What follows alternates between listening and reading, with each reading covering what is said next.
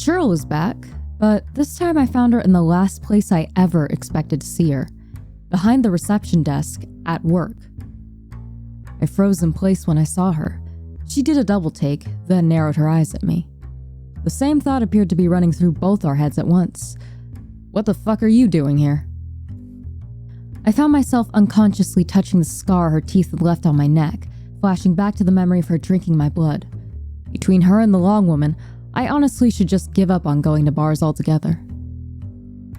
I assured myself that the churl couldn't do anything. It was okay. Everything was going to be okay. The churl called out to me with exaggerated politeness. "Sir, I need to check your ID badge." She had a fake smile plastered on her face as she held out a hand for my employee ID. Stomach in knots, I reluctantly held it out to her. Our fingers brushed against each other during the transaction. To my shock, her hand didn't burn. Her plastic grin stayed where it was as she chirped. "I've just started here, so please be patient with me. I don't want to make a mistake on my first day, you know." The churl's ID badge hung from a pocket on her blue, professional-looking jacket. For the sake of not pissing her off or giving away our employer's location, we'll say that the name on it was Anya Carr. After studying my badge for a moment, she handed it back to me, cheerfully saying, "Have the day you deserve." Yeah, fuck you too. Of course I didn't say that. I may not make the best decisions, but I don't have a death wish. Instead, I returned her smile, nodded, and went through the door without daring to take my eyes off of her. In turn, she watched me like a hawk as I departed. According to my sixth sense, Rami was around the corner in the main hallway. It took a lot of effort not to run there. The placard on the door denoted that he was in a server room.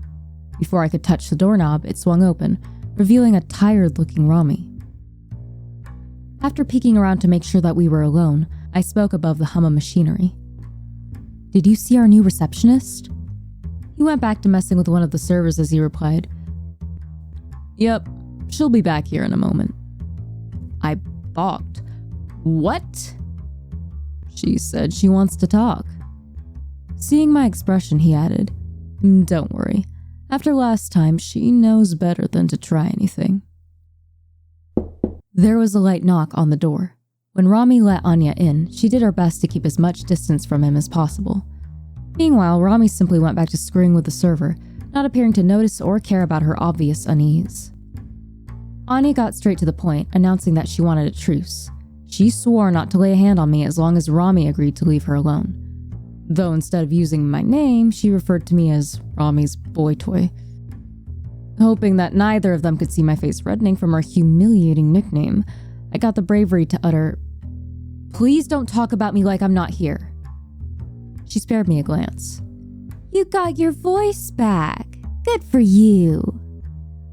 Rami finally spoke, but didn't bother to stop his maintenance in order to look up at her. That's all up to him. I hadn't expected the choice to be mine.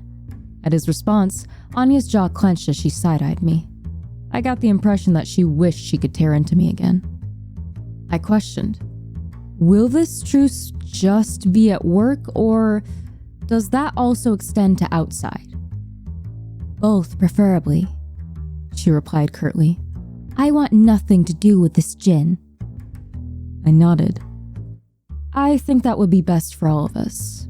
We just show up, do what we need to do, and leave each other alone."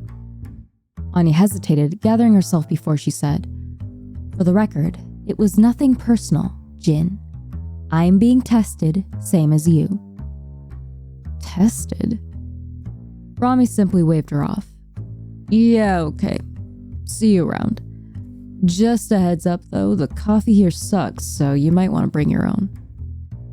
Her brow furrowed and she opened her mouth, but reconsidered whatever it was she was going to say. She threw me one last dirty look before her long skirt rustled, showing a brief glimpse of her backwards feet as she exited. After she was gone, Rami glanced at me. "I'm not trying to be a dick, lab rat, but I've really got my hands full with this, so would you mind leaving me to it?" I started to oblige, but then paused, gathering as much courage as I could to ask him to come visit the house later. He agreed to it, then kicked me out. There was a lot that needed to be addressed. The The most pressing thing being how I could grow up here without any unnatural encounters. Yet the moment Rami showed up, my hometown suddenly seemed to be crawling with horrible things. It might sound naive, but I felt like we were at the point in our relationship where I could begin to pry into his world without getting cursed again. At least I hoped that was the case.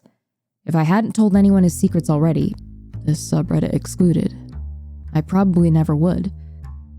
It has also become increasingly clear that I couldn't ignore my feelings towards Rami anymore. I just wasn't entirely sure how.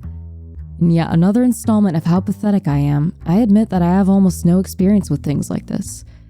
The closest I've ever come to any sort of romance, and that term is used very generously here, were some awkward dates in college that never went anywhere. I don't know if you can count the 2 times Rami locked lips with me, considering that they both occurred in relation to the voice theft. What do normal people do in situations like this? Do they just say it? Was I overthinking it? I had to have been. This was stupid. I wished I could just put my brain in a bag of rice until it started working correctly. By the time my shift was over, I had worked myself up into a nervous wreck. Rami was going to meet me at my house after stopping by his apartment. Apparently his water was back on. This gave me extra time to pace around my living room, unable to stop agonizing. You'd think after all that's happened, a simple conversation wouldn't get me so anxious. It didn't help that when I turned around to make another nervous lap, Rami was suddenly right there. I almost ran into him, jumping back with a sharp intake of breath, causing me to choke on my own spit.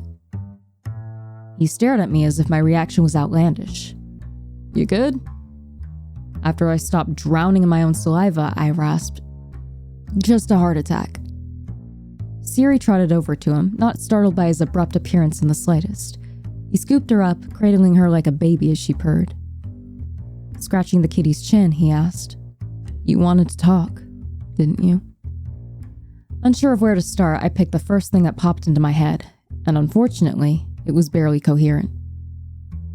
"So, I've lived here forever. Until I met you, nothing strange has ever happened to me. Now it's pretty much constant. Like that woman from the bar. That wasn't random, right? It felt random at the time, but it wasn't." He gave me a small smile. "You're right. That encounter wasn't random. Neither was the one with Anya." Out of the blue, Siri bit Rami. She does that sometimes. He gave her a disappearing look before setting her back onto the carpet. He continued. "Long story short, the entities that reside here are territorial. They aren't too welcoming to newcomers." That's how I learned that Rami is 200 years old, which is apparently young for a djinn. "So, the old fucks want you to get off their lawn?" I replied, making sure I was understanding correctly. Rami seemed to like that comparison. "Pretty much." As we already knew, Rami had originally come here to satisfy his vendetta against the brothers. However, the entities that dwell here interpreted that as an affront. He had indirectly undermined their claim on the land and its residents. The implication that the mysterious entities he'd been referring to felt like they owned the people here, myself included, made me feel somewhat sick. Without thinking about it, I started pacing again. Rami settled comfortably on my couch, shining eyes tracing my movements. As I circled the living room like a caged tiger, I asked, "All right, if there have been these things living here this whole time, why did I never see them until recently?" That earned me a smirk. "Oh, you probably have, lab rat. You just didn't know it." I thought back to the woman at the bar, how I could only see what she truly was from the corner of my eye. Pushing my discomfort to the back of my mind, I moved on to my next question. "Before Anya bit me that one time, she said that she could smell you on me. Is that why these things have been coming after me, too?" He nodded. "You're guilty by association." Okay, so going off of that other shit Anya said earlier today, was that incident with the long-armed woman in the bar some sort of test? It was. One that I knew you'd passed because I did a hell of a job on that wish. As much as I wanted to stop her, and believe me, I did want to, that would have given the impression that I wasn't confident in my own abilities. When I made another pass by him, I suddenly felt his cool hand gently catch my wrist. He advised me to take a deep breath. I obliged him, closing my eyes, trying to get my bearings. His thumb traced delicate circles along my skin, giving me something to focus on besides driving myself crazy. After another heavy exhale, I felt that I had myself as under control as I could be. His hand slid from my wrist as I joined him on the couch. What exactly are they, the ones you keep mentioning? I finally asked. Rami shrugged. Some German spirits, and I've seen a few things from my neck of the woods here and there. It's a diverse mix of jackasses. Would it help if I used my last wish to get rid of them? He snorted. That'd be a waste. I can handle anything that comes our way. Feeling brave, I retorted. But for how long? When does it end? When one or both of us dies? As unruffled as ever, Rami answered. No, it will end eventually. As long as I can keep on proving that I'm capable of defending us both, which I will, they'll back off. If you're that concerned, you can always use your last wish to save yourself. Otherwise, you're just going to have to trust me. I took my glasses off and rubbed my eyes. As ridiculous as it sounds, I honestly was beginning to trust him. Not fully, since I know that at the end of the day, Rami is arrogant and self-serving, but I truly believe that he does care. In his own way. Speaking of caring, I decided it would be best to not give myself the chance to overthink, causing me to blurt out, I'm attracted to you. I remember thinking, well, I definitely did not do that right. Shows how much I know. The only warning I had was Rami saying, it's about fucking time, before his lips were on mine. I'm pleased to report that nothing horrible happened during or after the kiss. No burning blood or tar, just a kiss. One that I'm not going to stop thinking about anytime soon. I'm not going to share what else happened that night, so I hope you can all respect that there are some things that I would like to keep private. It has nothing to do with the horrors, anyways. And that's what you're all here for, right? And boy, have the horrors found me. Before I delve into that, I think it's fair to warn anyone that's sensitive to the topic of lab animals, particularly the death of a mouse, to take caution before listening ahead. I will only touch on it briefly, and I won't go into graphic detail, but I thought it best to give you all heads up. My lab coordinator needs someone to go down to the animal facility in order to check on one of the mouse litters. Since the person on first shift is absolutely useless, the task fell to me. Unfortunately, one of the mouse pups had been cannibalized by its litter mates. This is why I'm glad that I do mostly cell cultures. Mice are vicious to one another.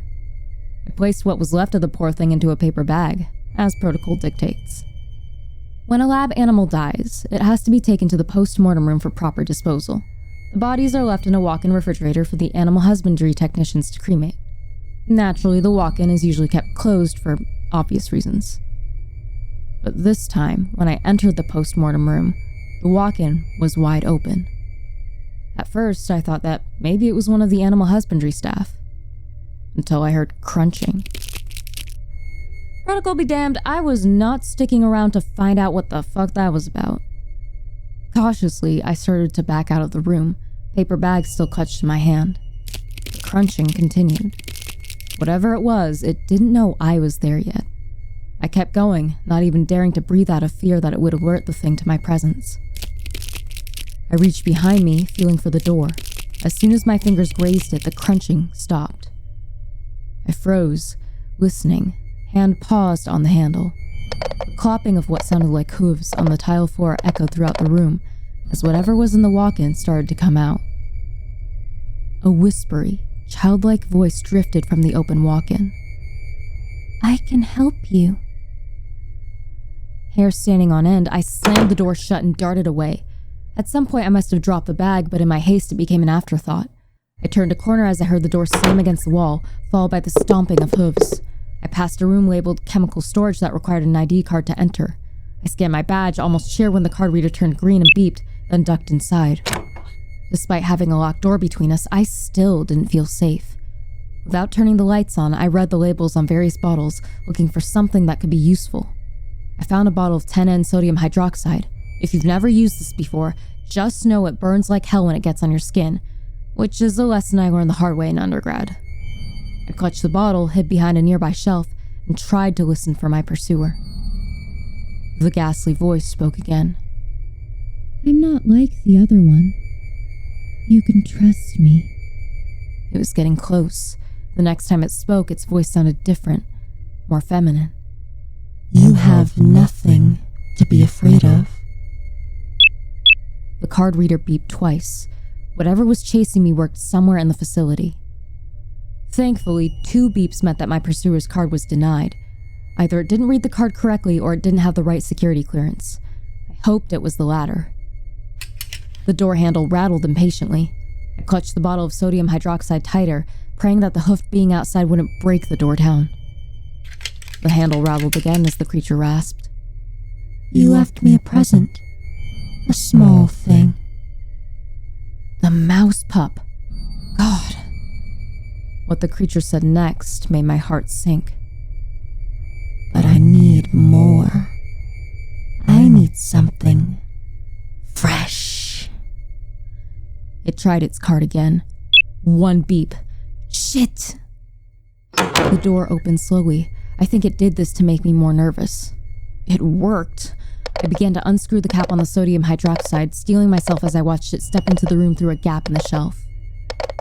Gray, donkey-like hooves poked out of the green scrubs, the uniform for animal husbandry staff. Your heart is beating so hard. My muscles stiffened, both from fear and anticipation, as its hooves tapped next to the shelf. I took in a shaky breath before I jumped in, swinging the sodium hydroxide in a wide arc. It splashed on the creature's face. Its face changed in front of my eyes. At first, it looked like a young woman, but as it cried out, its mouth morphed into a cat-like snout, revealing sharp, yellowing teeth. It clutched its eyes, howling in what sounded more like rage than pain. I shoved past it on my way out the door. Blinded, it grabbed for me, missed, and stumbled into the shelves. I can hear every breath you take, you piece of shit. It roared, its voice now unnervingly deep as its hooves pounded on the tile after me. I ran for my life. The hoofed creature continued to berate me, insisting that it could find me wherever I went. Thankfully, with it being blinded and disoriented, it had a hard time navigating the hallways, but even so, it was fast. Distantly, I noted that the back of my right hand was stinging. Some of the sodium hydroxide must have splashed on me. I crashed through the door out of the animal facility, making a beeline for the stairwell. My lungs were burning by this point, but I kept pushing myself, getting to the second level faster than I ever have before. My lab and the IT room were on the 3rd floor. Just one more to go. The echo of the thing's hooves bounced off of the walls of the stairwell, making it hard to judge how close it was without risking a glance over my shoulder. By the time I reached the 3rd floor, I was exhausted, panting, legs feeling like wet noodles. But still, I kept going, knowing that Rami would be in the IT office. I expected the door to the stairwell to fly open at any second, but it never happened. It looked like Rami was in the middle of a conversation with the other IT guy, but as soon as he saw the state I was in, he went to me without explanation, leaving his coworker incredibly confused. He helped me get to the bathroom so I could rinse the sodium hydroxide off. The skin was a deep shade of red, but thankfully it didn't blister. It's probably gonna peel off later. Can't wait. Still trying to catch my breath, I eloquently explained what happened. Animals. Hooves. It's down there. It's eating them. Rami's hand was on the small of my back, calming me as he studied the chemical burn. It doesn't look that bad. Since this wasn't my first caustic burn, I already knew that I had to rinse it for 20 minutes. In the meantime, Rami asked his coworker to stay with me with the excuse that he was going to get the first aid kit. I sensed that he was in the animal facility shortly afterwards. Once we were alone again and my hand was taken care of, Rami informed me that he didn't find the hoof creature. It must have known he'd be coming for it. As of right now, I'm safe at home, all gauzed up. It hurts to move, but again, this isn't my first chemical burn. And as far as injuries go, it could be worse. I've only just started looking into it, but so far, I think the hoof creature is another type of jinn.